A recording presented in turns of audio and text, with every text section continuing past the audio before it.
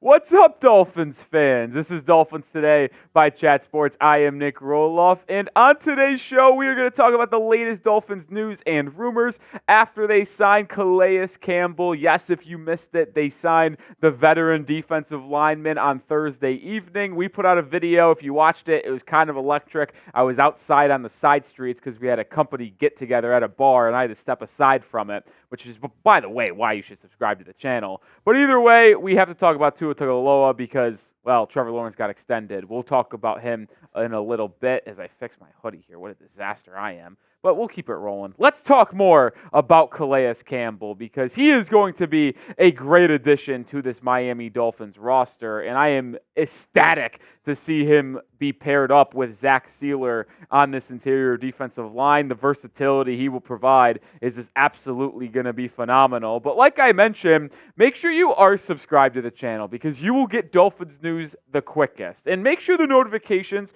are turned on as well. Like I said, we've dropped the video about 15, 20 minutes after Calais Campbell signed with Miami yesterday, and if that isn't any indication of why you should subscribe, I don't know what is. I was out at a bar drinking with friends, and I left to go get a video out for y'all, so hit that sub button.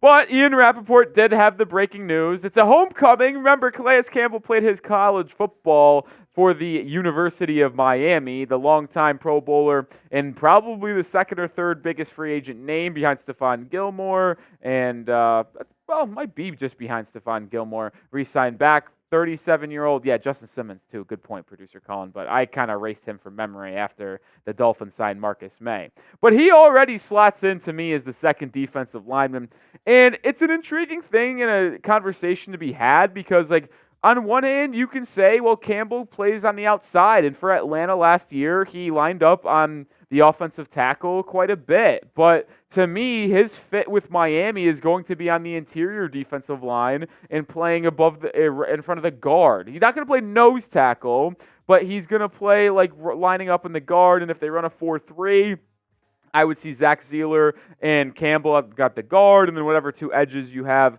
on the perimeter going against the tackles. There's just so many different fronts that Anthony Weaver and this Dolphins team can show, which is why bringing in a guy like Campbell just really fortifies your defensive line and makes this defense so dang versatile. And that's something that is underrated too, that I didn't really mention yesterday, is that Campbell actually worked with Anthony Weaver in Baltimore, right? Weaver was the defensive line coach there since 2020. Well, before Campbell went to the Atlanta Falcons, he was playing for the Baltimore Ravens. So those two know each other quite well, and the fit just makes a ton of sense. And yeah, he's 37, going to be 38 years old during the football season in the fall, but he was as productive as ever. 6.5 sacks, 10 TFLs. Do I expect him to put up those numbers this year? No, because Campbell was in a defensive line group that wasn't that good last year in Atlanta. Miami has a lot of other good players like Jalen Phillips, Bradley Chubb, and Zach Sieler. But Campbell is going to be so good for the Dolphins, man. It's not going to be a crazy spotlight role, but he is going to do his job and do it well. But the thing that is also so awesome to have Campbell, he's a Walter Payton, my goodness, man of the year type player. So he's a great teammate, great locker room, great for the community. And he's going to be able to mentor the young guys like Mohamed Kamara and Chop Robinson. And those two are going to have the best chance to be elite because of the veterans they get to learn under. Chubb, Phillips, Shaq Barrett, Calais Campbell, you're going to get soaked up so much information to where those two are going to be really good as rookies. I am so happy the Dolphins signed Calais Campbell. If you're as excited for Calais Campbell in Miami as me, well, join me by spamming those CCs down below. Calais Campbell, absolute legend for signing with the Dolphins. So happy he's here. All right, now it's time to talk some Tua Tagovailoa contract extension rumors because, well, Adam Schefter dropped this bomb yesterday as well in the afternoon that the Jaguars and Trevor Lawrence reached agreement on a 5-year, $275 million extension, including $200 million guaranteed, $142 million at signing per source. We'll talk more in depth about his details in just a second. The Trevor Lawrence extension, though, is not good for the Miami Dolphins. Why, you ask? Well, him getting a massive deal with $200 million guaranteed, $500 million on an annual average basis is only going to make the Dolphins have to pay Tua Tagovailoa that much more money. I expect Tua to want to equal Trevor Lawrence's contract or top it because that's just how it works in the National Football League. And I thought Tua and Miami needed to get a contract extension done prior to Trevor Lawrence, but evidently Jacksonville gets it done first, and now that's likely the baseline for a Tua contract extension, which makes it bad for Miami because I don't know what they were going to pay Tua, but either way, the negotiations just reached a baseline for Tua. We'll see if he matches or tops Trevor Lawrence's contract.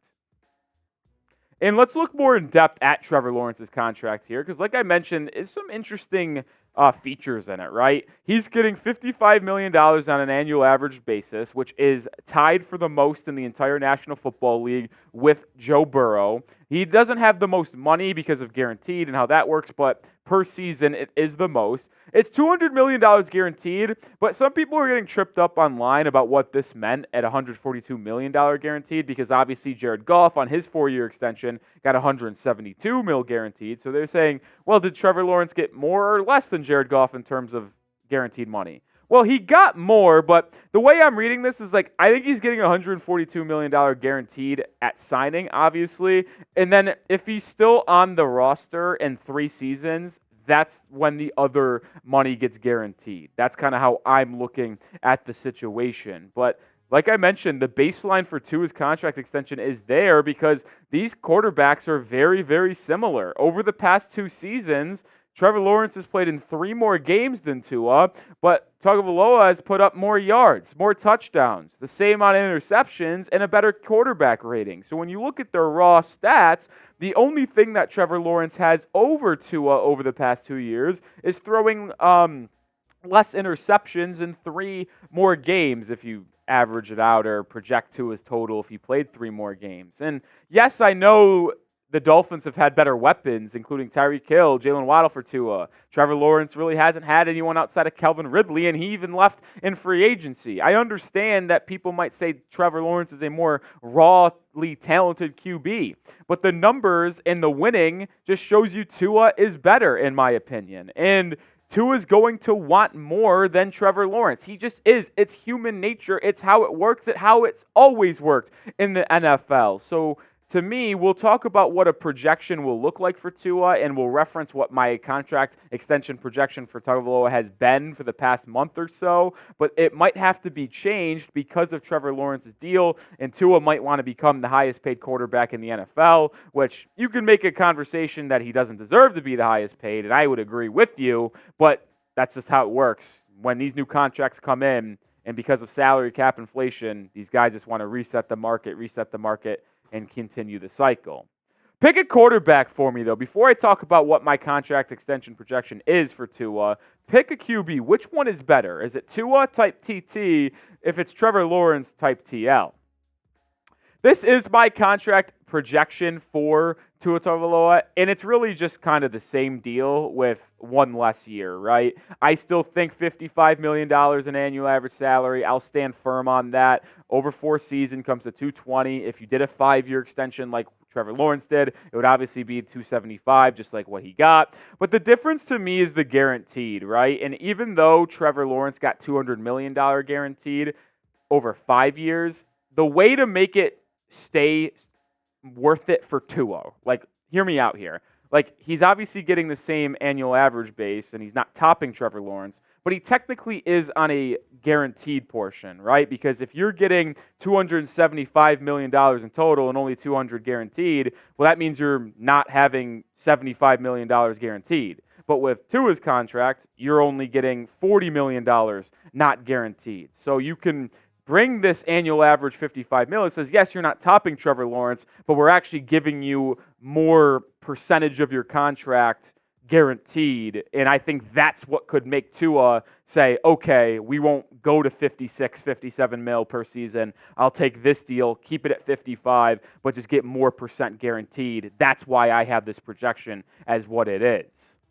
Make sure you do get these Dolphins t-shirt combos, $25 off at chatsports.com/Dolphins combo. I don't know what else you could want. I have these two shirts. If you watched our live show, you would have saw me put it up on screen. I got mine. Get yours today, chatsports.com/Dolphins combo. All right, let's close out the show with some good news surrounding the Miami Dolphins, and it's Chop Robinson, the 21st overall pick that Miami made in the first round of the 24 NFL Draft. He signed his rookie contract yesterday. A lot of NFL news came out. Multiple first-rounders made their signings. Chop Robinson, one of them. The Trevor Lawrence stuff, the Calais Campbell stuff. This one got swept underneath the rug, so I wanted to revisit it because now that means the entire draft class for the Dolphins in 2024 is signed. Coming into the week, the only two players that weren't signed, Chop Robinson and Patrick Paul, the two top 55 selections for Miami. Paul signed earlier in the week on Monday or Tuesday. Chop on Thursday.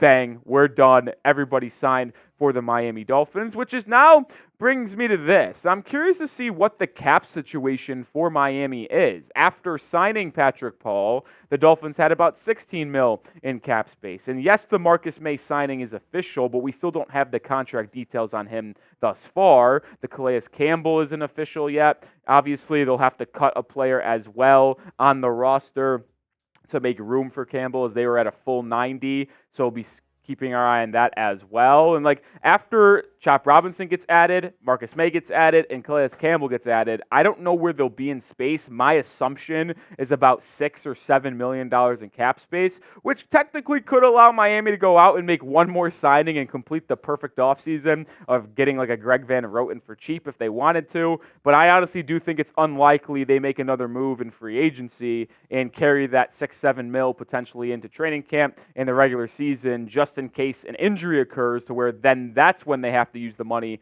for a signing, or if they need to take money back in a trade during the regular season as well, that's where they could have the space available.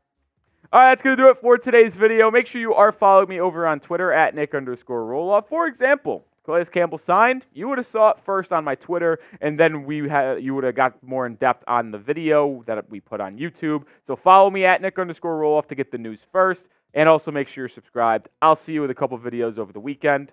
Go Fins.